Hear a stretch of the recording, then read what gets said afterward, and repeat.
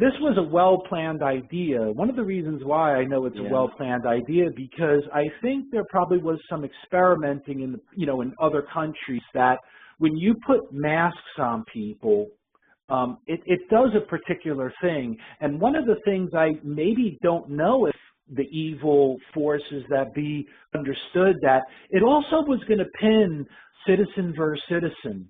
Hey, you wear a mask. Hey, you cover your nose. Now all of a sudden everybody's getting into each other's space. Yeah. And so if I go outside and I'm not wearing a mask, I've had almost these type of confrontations. And my response is that this isn't China. Someone told me I should change it and say, ask them, is this China? Because that's a tough thing to answer, because that's all I care about. Why are we, we're starting to get extraordinarily comfortable now. This is where the danger comes in. And this is where your contribution could be, to think of good defensive lines, because sometimes we don't have those lines. We're not teaching people. The left teaches their people what to say. We're not taught what to say. Like, that's a good response. Like, is this China? I sometimes don't know what to say to people. Like, I've been taking airplanes since 9/11. I took 4 flights at least. Excuse me, 9/11. It's COVID. And yeah, if you're not wearing a mask, people will say, "Put on your mask, sir." It's such a double-edged sword, because here's the thing now. If I walk into a business, I guess unfortunately, I might have to listen to rules that an establishment has put down. Same with an airline. The airline decides to make this rule. Here's what I don't understand. I'm sure by now the airlines, and I'm sure by now all businesses understand. And make no mistake, we live in California. I'm sure this is the worst in the whole country. When I was in Arizona, it was like I never saw anyone wearing a mask in the street. I mean, it was like 1 out of 10 people. Now, in California, it's 9 out of 10 people. No, 10 out of 10 people are, 48 out of 50 people that I see walking the streets, unless they're destitute, are wearing a mask. And I don't know if people understand. I think it's the softness of California. This is a very, very soft culture that's been run over by and you know what? Rightfully so. The people have taken this, that they've made this their culture here. But thank God that the Revolutionary War didn't start over here, because there are some sheep over here. I don't understand why people are wearing masks in their car and all that other stuff. If you don't understand by now that this is not about health, someone brought up a good point. If this was about health and if the government cared, what do you think a mask is after you wear a mask in a hospital? Do you know what it is?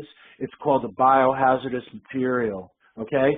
Nobody has given any instruction on what to do with a piece of biohazardous material when you're done. Where is that going? In our landfills, in our ocean? So now you got the hypocrisy of people trying to tell you that this is about health, and they generally seem to be in that same camp of it's all about climate change and the environment. Meanwhile, we have millions of people disposing of biohazardous material in an insanitary way with no instruction from the government. This just really goes to show you the government is not a smart thing. There's no such thing as a well-run government organization. They don't blow profits. Yeah. We're it's funny, we listen to Dan Bongino. You gotta start listening to him, man. Start scrolling your Facebook app under videos. Start listening to Dan Bongino. He's the best, because he's the most manly, and he just talks about, he'll just say it straight out. These people are just stupid. They're just idiots. And Dan Bongino is the only one on there who's really calling this out that way. I think the guy's great, man. I think one of the travesties of media, unfortunately, is that, a guy like Dan Bongino can't have a town hall meeting with, Don Lemon or Cooper Anderson and actually sit there and literally have someone in the middle who's strictly a moderator with a background of no political thing, and just let these guys speak in front of the American people about what they think and what this person thinks. And I think if there was, this is why I know we've moved into a kind of communist way of thinking, is when you don't get two sides to actually have some sort of constructive debate. Yeah. You know, they even did that with Trump and Biden. You know, that guy, Chris Wallace, when he first started, they want to complain that Trump and Biden were arguing. Oh, yes, they were indeed. They both weren't really acting very well. But you take a look at what that moderator was saying. He was throwing questions up there at Trump that only was to push his buttons and have to put him on the defensive about a narrative that no one's even sure is really true. Yeah.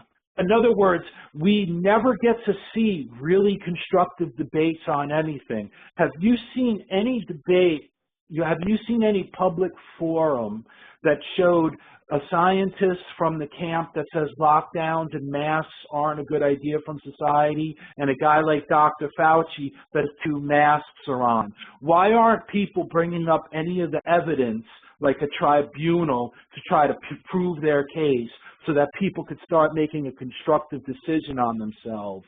Is this the age of stupidity? Yeah, you know, one of the reasons Dan Bongino had a great episode on the why the left doesn't want debate, because he says they don't have any ideas. So they eventually just have to attack you. They'll call you, and that's all Joe Biden ever did. He has no ideas, or never that he could argue. You know, and all of his ideas that were general at best, but everything was, well, Trump did this wrong, Trump did that wrong, he's a racist, he's a homophobe, a xenophobe, you know, and all the rest. So he says, yeah, they don't want debate. They can't have debate. And so it is very hard, too, if you ever noticed, it's hard to get a leftist or even a liberal to have clear debate. I mean, it's like, okay, we want to learn the best arguments of your side. What are they? You know, and so let us give us the chance to put the best arguments for our side. They don't want that. Because they deep down, I think they know they don't have truth, and they don't want whatever their opinions or perspectives are to be challenged. And so ultimately leftism is about a vision how they should see the world should be. It doesn't matter if it's true or not. This is just how things should be. It doesn't matter if it's a godly order or not. This is just how the world should be. And so they don't want the truth. They want this vision of the world to take place, whether they don't say this, whether it's in conformity with the truth or not. This ideology has to be, period. Doesn't matter if it's true. It's not a question here if it's true. It's just this ideology. That's where ideology takes the place of truth.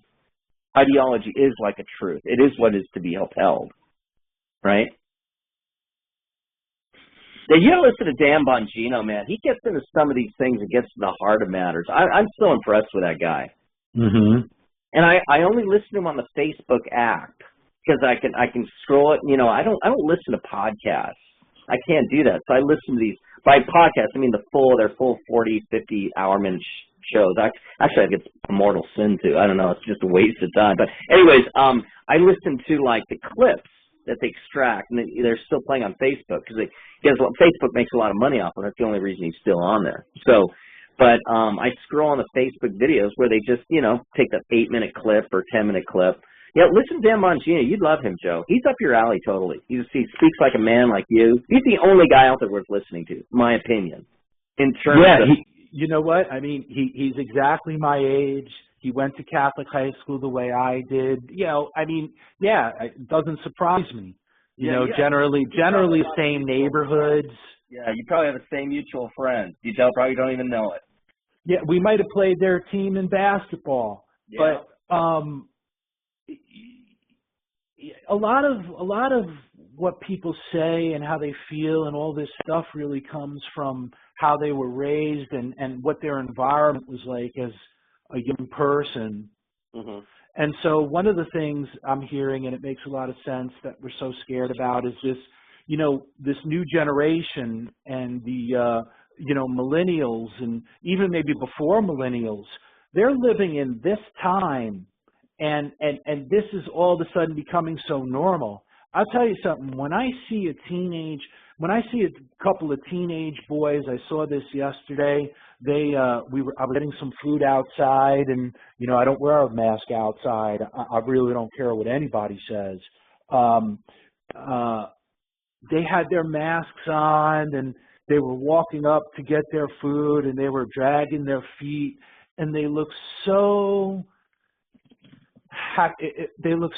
sad and so emasculated. And I realized that, you know, the bigger picture too is that there must be some sort of depopulation control, because what you're doing is you're stripping young men of their testosterone. And so I'm seeing young men walking around with masks, dragging their feet, looking all sad with their masks on, and I'm saying to myself, you know, it's the whole thing is just weakening society.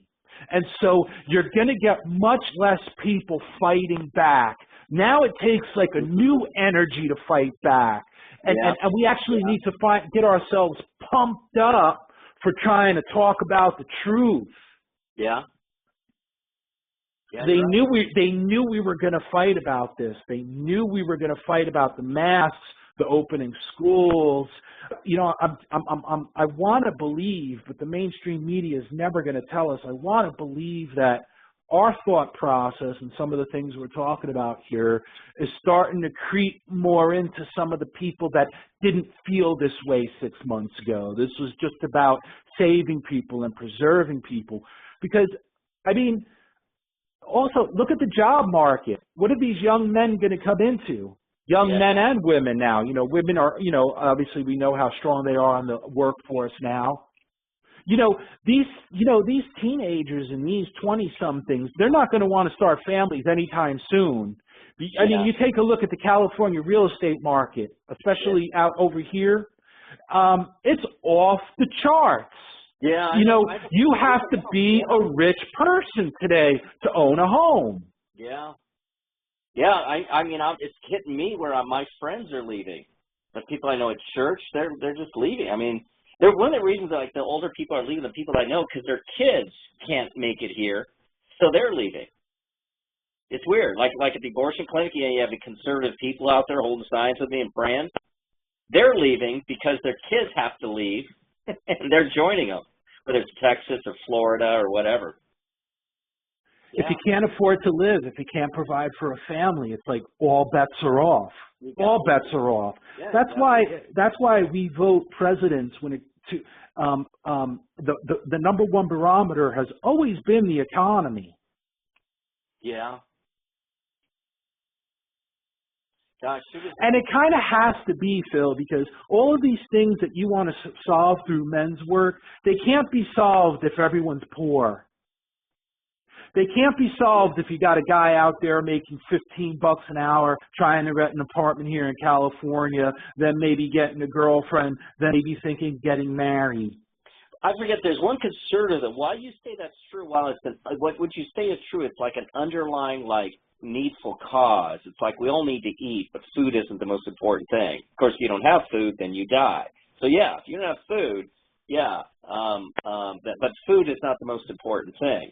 But so in that sense, you're correct. Economics is constitutively like the start. However, there are a lot of conservatives out there, and I forget who makes the case too, that once you start making economics the most important in a political debate, you already know the country's fallen. It's true; it needs to be in place, but you're supposed to uphold the political order for what is truly good for the family and the community. Granted, I forget what the arguments are. I forget what they are. Yeah. Well, you know, at the far other side of that, simply if you can provide for your family, if we're at a point where you can't get a job anymore, and as a matter of fact, you apply for a job, but you're on some list, and the list is data that was gathered through big tech that says you're a conservative and you're never going to get a job in big corporation. Now you're limiting men being able to, you know, have their own place, raise a family in these expensive places, there's no chance. Yeah. So although it's not so important for economy to be humming and everybody making disposable income, I would say that it is pretty important that where the lower class and where the poor class is today in America Yeah. is always trying to move a little bit forward and not backwards. Yeah. You don't want to start pulling people down the economic chain. You don't want to start making people so stressed out that they can't believe like the American dream has actually gone the other way. Yeah. Yeah. Because you'll never grab someone's ear worrying about some of these other things.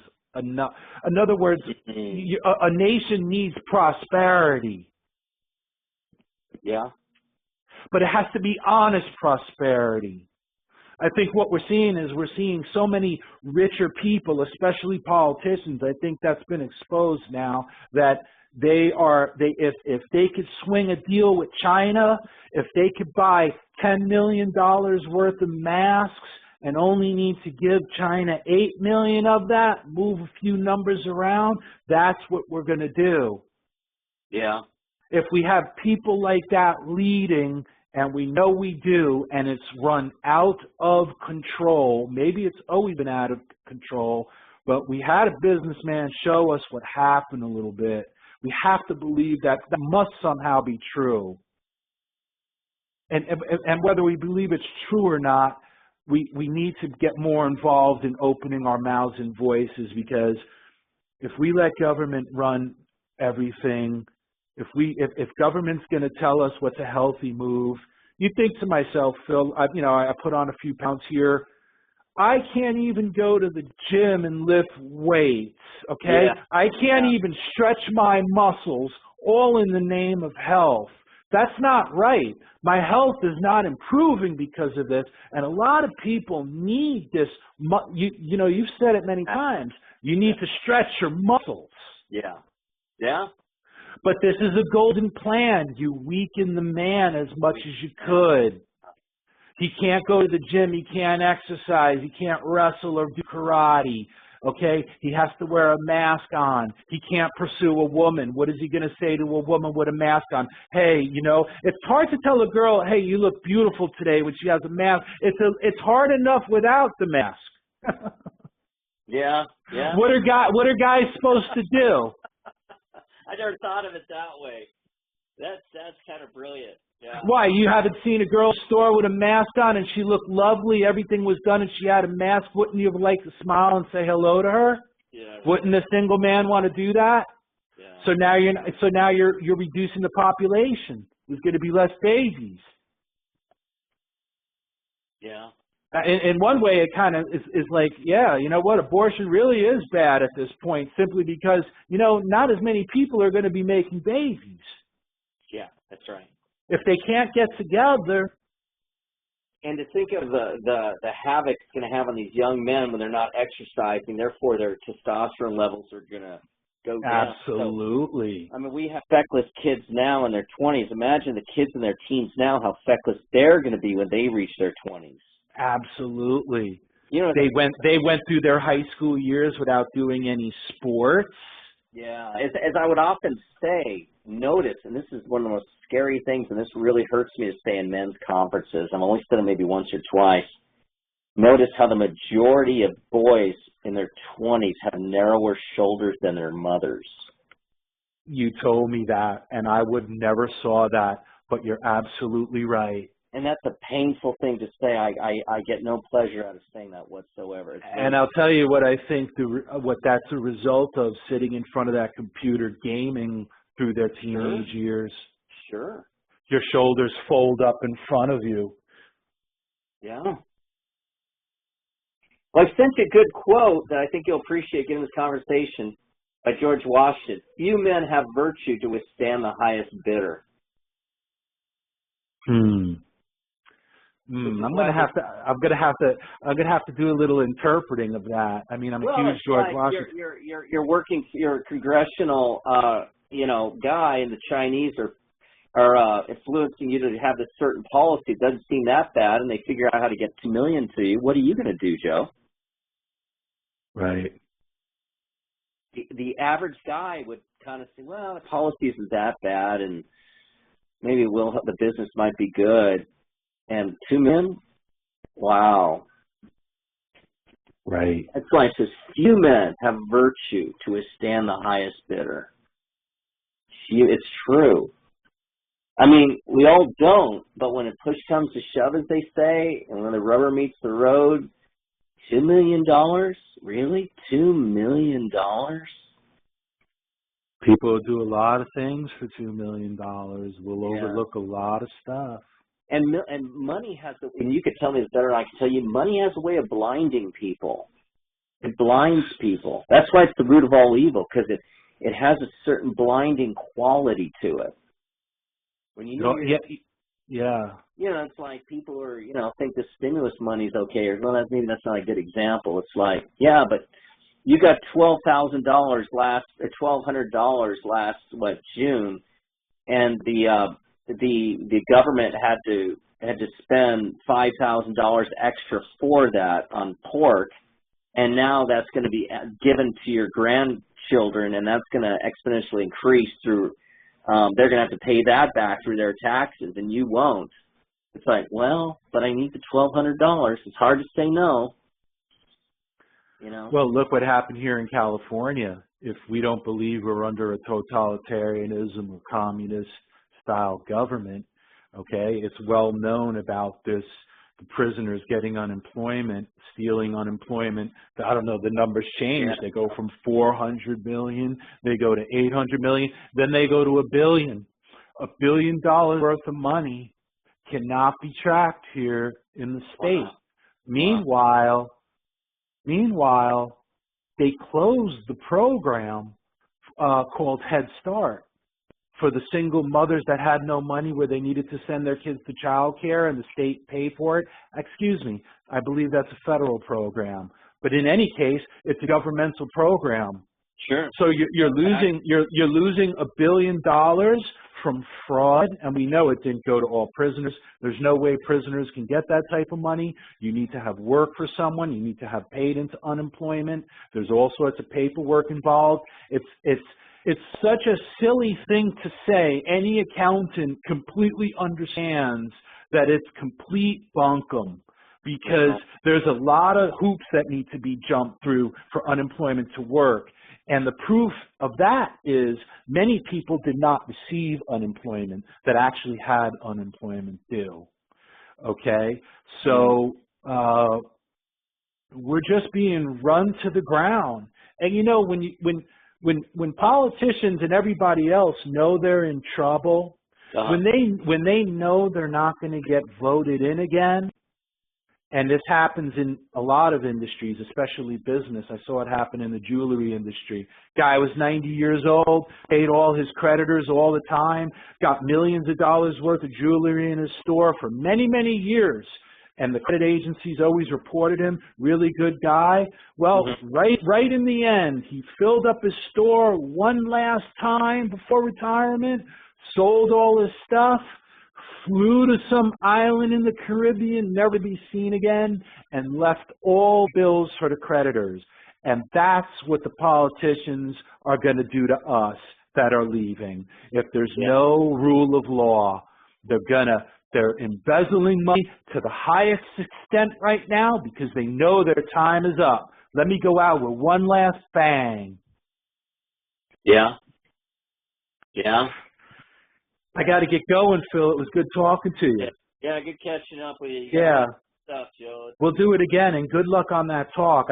You're going to record that, is that right? I will. Just audio. Okay. All right. Hit them hard. Give them your best. I will do. We'll do it. All right, I'll talk to you soon. Okay, we'll do. Take care, Joe. Take care, Phil. All right, bye-bye. Bye now.